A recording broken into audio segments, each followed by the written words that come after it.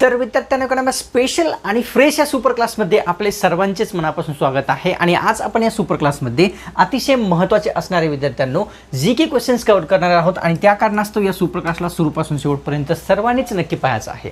तसेच तुम्ही जर या चॅनलवर नवीन आला असाल तर काय करायचं आहे, लगेचच्या लगेच आपल्या चॅनलला सबस्क्राइब करून घ्यायचं आहे, जेणेकरून जेव्हा कधी आपल्या चॅनलवर पुढची सुपर क्लास अपलोड होईल ना अतिशय महत्त्वाची असेल आणि ती तुमच्यापासून मिस नाही व्हावी या कारणास्तव सबस्क्राइब करणं गरजेचे असते। एकदम फ्रीमध्ये करून घ्यायचं असते, यासाठी कुठलाही आपल्याला चार्जेस लागत नसतो। आणि सुपर क्लासला एक लाईक करून तुमच्यातर्फे थोडासा मोटिवेशन आपल्या या चॅनलला, आपल्या या चॅनलच्या या सुपर क्लासला द्यायचं आहे।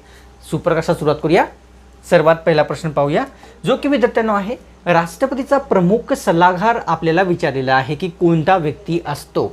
चला, ऑप्शनमध्ये आहेत पंतप्रधान, राष्ट्रपती, मुख्यमंत्री किंवा राज्यपाल। ऑप्शन क्रमांक विद्यार्थ्यांना या ठिकाणी किती? एक योग्य राहणार आहे। पंतप्रधान हा जो व्यक्ती आहे तो राष्ट्रपतींचा प्रमुख सल्लागार असलेला आपल्या सर्वांना दिसून येतो। तर या ठिकाणी मराठी भाषेचे पाणिनी कोणाला म्हणतात ते आपल्याला सांगायचं आहे। मराठी भाषेचे पाणिनी महर्षी कर्वे, दादोबा पांडुरंग तर्खडकर, महात्मा गांधी किंवा महात्मा फुले। ऑप्शन क्रमांक 2 दादोबा तर्खडकर यांना मराठी भाषेचे पाणिनी असे संबोधले जात असते। घेऊया तिसरा प्रश्न। प्रश्न असा आहे, कोलेरू हे गोड्या पाण्याचे जे सरोवर आहे ते भारतातील कोणत्या राज्यात स्थित आहे? कोलेरू गोड्या पाण्याचे सरोवर कर्नाटक, आंध्र प्रदेश, केरळ, तेलंगणा। ऑप्शन क्रमांक 2 आंध्र प्रदेश राज्यामध्ये कोलेरू हे गोड्या पाण्याचे सरोवर स्थित आहे। प्रश्न चौथा, अरवली पर्वतातील थंड हवेचे ठिकाण खालीलपैकी कोणते आहे? पर्वत आहे अरवली, तर ऑप्शनमध्ये आहे तोरणमाळ, माथेरान, चिखलदरा किंवा माउंट आबू। ऑप्शन क्रमांक 4 माउंट आबू हे थंड हवेचे ठिकाण अरवली पर्वतातील असलेले आपल्या सर्वांना दिसून येते। प्रश्न करूया पाचवा, वृद्धगंगा असे कोणत्या नदीस संबोधले जाते ते सांगायचं आहे। चला, वृद्धगंगा सोपा प्रश्न आहे, सर्वांना येत असं। गोदावरी, कोयना, गंगा, पैनगंगा। ऑप्शन क्रमांक 1 गोदावरी नदीला वृद्धगंगा असे संबोधले जात असते। घेऊया पुढचा प्रश्न। प्रश्न 6वा, खारभूमी संशोधन केंद्र खालीलपैकी कोणत्या ठिकाणी स्थित आहे? खारभूमी संशोधन केंद्र आपण पूर्वी कव्हर केलेला प्रश्न आहे। नाशिक, भुसावळ, नागपूर, पनवेल। तर ऑप्शन क्रमांक 4 पनवेल या ठिकाणी विद्यार्थ्यांनो खारभूमी संशोधन केंद्र स्थित असलेले आपल्या सर्वांना दिसून येते। घेऊया 7वा प्रश्न।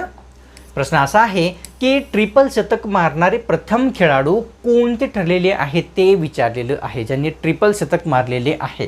वीरेंद्र सेहवाग, करुण नायर, सचिन तेंडुलकर किंवा वरीलपैकी सर्व। ऑप्शन क्रमांक या ठिकाणी एक योग्य आहे, वीरेंद्र सेहवाग यांनी जे आहे प्रथम जे आहे ट्रिपल शतक मारणारे खेळाडू ठरलेले आहेत क्रिकेटमधील। प्रश्न 8वा, कर्णम मल्लेश्वरी यांनी जे आहे ऑलिम्पिकमध्ये कांस्यपदक कोणत्या वर्षी जिंकलेले होते? कर्णम मल्लेश्वरी व्यक्ती आहेत आणि कांस्यपदक विचारलेलं 2003, 2002, 2004 किंवा 2005। तर ऑप्शन क्रमांक 2 2000 या वर्षी जे आहे कर्णम मल्लेश्वरी यांनी ऑलिम्पिकमध्ये कांस्यपदक जिंकलेले दिसून येते। तर घेऊया प्रश्न 8वा, मोडक सागर धरण खालीलपैकी कोणत्या नदीवर आहे? धरणाचं नाव मोडक सागर आहे। वैतरणा, कोयना, गंगा, ब्रह्मपुत्र। तर ऑप्शन क्रमांक 1 योग्य राहणार आहे। वैतरणा नदीवर जे आहे कोणते मोडक सागर धरण स्थित असलेले दिसून येते। प्रश्न 10वा कव्हर करूया। राम गणेश गडकरी यांचे टोपण नाव विचारलेले आहे की दिलेल्या पर्यायापैकी कोणते आहेत?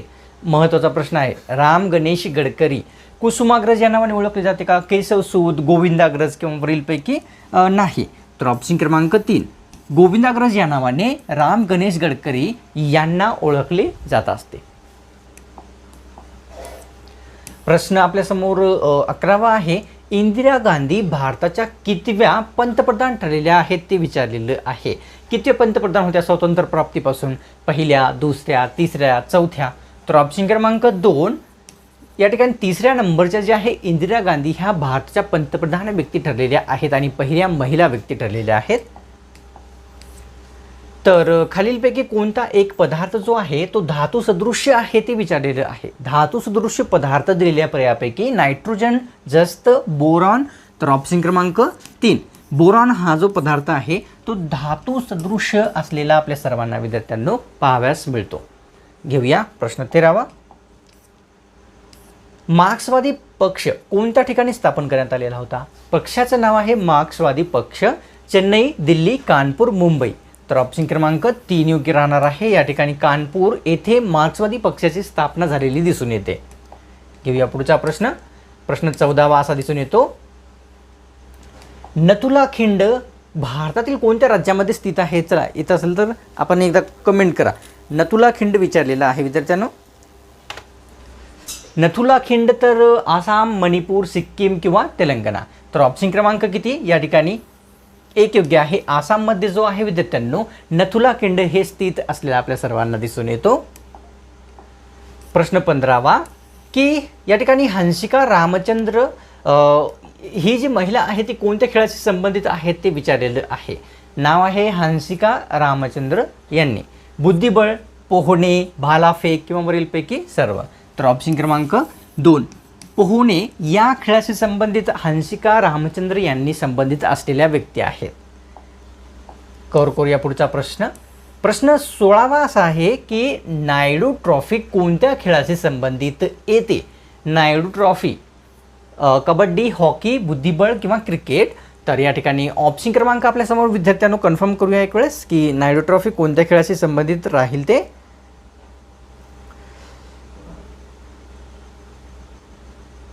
तर या ठिकाणी उत्तर योग्य राहणार आहे विद्यार्थ्यांनो आपल्यासमोर 4 म्हणजेच क्रिकेट खेळाशी संबंधित कोणती आहे? नायडू ही ट्रॉफी असलेली आपल्या सर्वांना लक्षात घ्यायची आहे. तर कव्हर करूया प्रश्न 17वा. या ठिकाणी मर्डेका हा जो कप आहे तो कोणत्या खेळाशी संबंधित आहे? फुटबॉल, कबड्डी, हॉकी, बुद्धिबळ. तर ऑप्शन क्रमांक या ठिकाणी 1 योग्य राहणार आहे. मर्डेका हा जो कप आहे तो फुटबॉल खेळाशी संबंधित असलेला दिसून येतो. प्रश्न या ठिकाणी 18वा. हैदराबाद हे शहर कोणत्या नदीच्या काठी वसलेले आहे? अतिशय प्रसिद्ध शहर असलेले आहे हैदराबाद हे. कावेरी, नर्मदा, मुशी किंवा गोदावरी. तर ऑप्शन क्रमांक आपल्या समोर या ठिकाणी 3 योग्य राहणार आहे. मुशी नदीकाठी हैदराबाद हे जे शहर आहे ते वसलेले दिसून येते. प्रश्न 19वा. कोणत्या मराठी संतांच्या अभंगाचा जो समावेश आहे गुरु ग्रंथ साहिबमध्ये करण्यात आलेला आहे? गुरु ग्रंथ साहिब जो की म्हणजे शीख धर्मियांचा जो अतिशय पवित्र ग्रंथ आहे त्यामध्ये कोणत्या संतांचा जो समावेश आहे, त्यांच्या अभंगाचा समावेश आहे?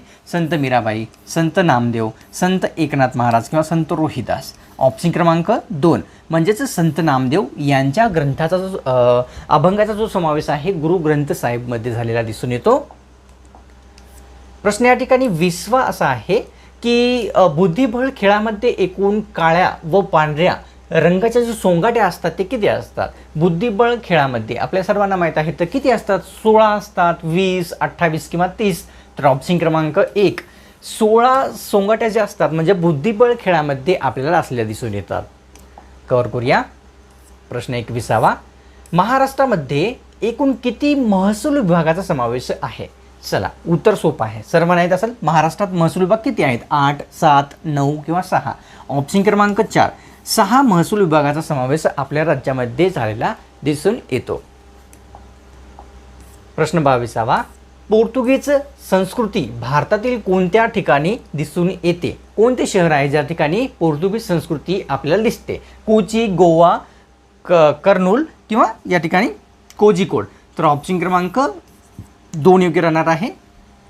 गोवा या ठिकाणी विद्यार्थ्यांनो कोणती पोर्तुगीज संस्कृती आपल्याला आढळते किंवा दिसून येते. प्रश्न 23वा. दक्षिण भारतातील सर्वात लांब नदी खालीलपैकी कोणती आहे? दक्षिण भारतातील गोदावरी, नर्मदा, कावेरी किंवा कृष्णा.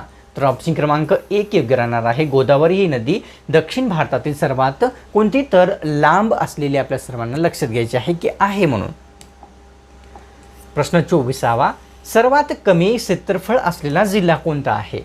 महाराष्ट्रातील क्षेत्रफळाने सर्वात छोटा असलेला जिल्हा विचारलेला. अहमदनगर, बीड, जालना किंवा मुंबई शहर. तर ऑप्शन क्रमांक 4 मुंबई शहर हा जो जिल्हा आहे क्षेत्रफळाच्या दृष्टीने महाराष्ट्रातील सर्वात छोटा असलेला दिसून येतो.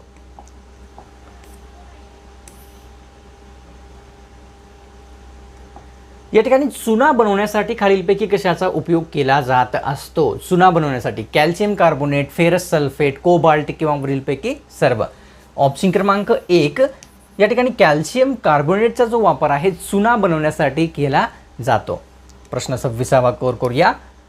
असा आहे, संसदेचे कोणते सभागृह जनतेला उत्तरदायी असलेले असते? सर्वांना उत्तर येत असं सोपा प्रश्न आहे. या सभागृहाला लोकप्रिय सभागृह हे म्हटले जाते संसदेचे. आणि हे कोणते आहे? लोकसभा, राज्यसभा, दोन्ही किंवा फक्त राज्यसभा? ऑप्शन क्रमांक 1 योग्य आहे. लोकसभेला जे आहे या ठिकाणी कोणते सभागृह म्हणतात? तर संसदेचे म्हणजे जनतेला उत्तरदायी असणारे हे सभागृह आहे, कारण ते जनतेमार्फत त्या ठिकाणी निवडले जात असते. प्रश्न 27 आपल्या समोर, संत्री फळामध्ये कोणत्या जो जीवनसत्वाचा आहे तो समावेश होत असतो? संत्री फळामध्ये जीवनसत्व डी, जीवनसत्व सी, जीवनसत्व ब किंवा ई? ऑप्शन क्रमांक या ठिकाणी 2 योग्य आहे. जीवनसत्व सीचा समावेश कोणत्या फळामध्ये? संत्री फळामध्ये झालेला दिसून येतो. कव्हर करूया 28वा प्रश्न, जो की आहे, वास्को द गामा हा भारतामध्ये जलमार्गी येणारा कोणता जो प्रवासी आहे तो होता ते विचारलेलं आहे. वास्को द गामा भारतामध्ये पोर्तुगीज होता का, ब्रिटिश होता, डच होता? तर ऑप्शन क्रमांक 1 वास्को द गामा भारतात येणारा जलमार्गी पोर्तुगीज असलेला एक व्यक्ती होता. तर कव्हर करूया 29वा प्रश्न. प्रश्न असा आहे, लोकसंख्या मोजण्यासाठी खालीलपैकी कशाचा कोणत्या प्रक्रियेचा वापर केला जात असतो? सर्वांना उत्तर येत असं सोपा प्रश्न आहे. लोकसंख्या मोजण्यासाठी जन योजना, मतदान, जनगणना? तर ऑप्शन क्रमांक विद्यार्थ्यांना आपल्यासमोर 3, जनगणनेचा वापर लोकसंख्या मोजण्यासाठी केला जात असतो. लास्ट जनगणना आपली 2011 मध्ये झालेली आहे. 2021ची जी होणार होती ती या ठिकाणी पोस्टपोन करण्यात आलेली आहे. ती होईल, आता कन्फर्म नाही की कधी होईल ते, आकडेवारी पाहण्यासाठी. तर 30वा प्रश्न आहे, विदर्भ विभागामध्ये एकूण किती जिल्ह्यांचा समावेश होतो? विभाग आहे विदर्भ आणि जिल्ह्यामध्ये या ठिकाणी 12, 11, 10 किंवा 14? तर ऑप्शन क्रमांक 2 11 जिल्ह्यांचा समावेश जो आहे विद्यार्थ्यांनो कशामध्ये? तर विदर्भामध्ये झालेला आपल्या सर्वांना या ठिकाणी दिसून येतो. आता सुपर क्लासला सोडण्यापूर्वी काय करायचं आहे विद्यार्थ्यांनो? सर्वांनीच्या सुपर क्लासला काय करायचं आहे? एक लाईक जरूरच करून घ्यायचं आहे. अतिशय महत्त्वाचं असते. लाईक केल्याने तुमच्यातर्फे थोडासा मोटिवेशन मिळतो. तसेच तुम्ही जर चॅनलवर पहिली वेळेस आला असाल किंवा कोणत्याही कारणास्तव आपण या चॅनलला आतापर्यंत सबस्क्राईब जर नसेल केलेले, लगेच करून घ्यायचं आहे. एकदम फ्री असते आणि तुम्हाला अतिशय महत्त्वाचे अशाच प्रकारचे सुपर क्लास एकदम फ्रीमध्ये मिळून जाईल जेव्हा तुम्ही सबस्क्राईब करसाल. तर लगेच करून घ्या. सुपर क्लास हा कसा वाटला कमेंट करून तर आपण जे आहे लगेच कळवायचं आहे. तर भेटूया पुढच्या कडवा स्पेशल आणि फ्रेश सुपर क्लासमध्ये.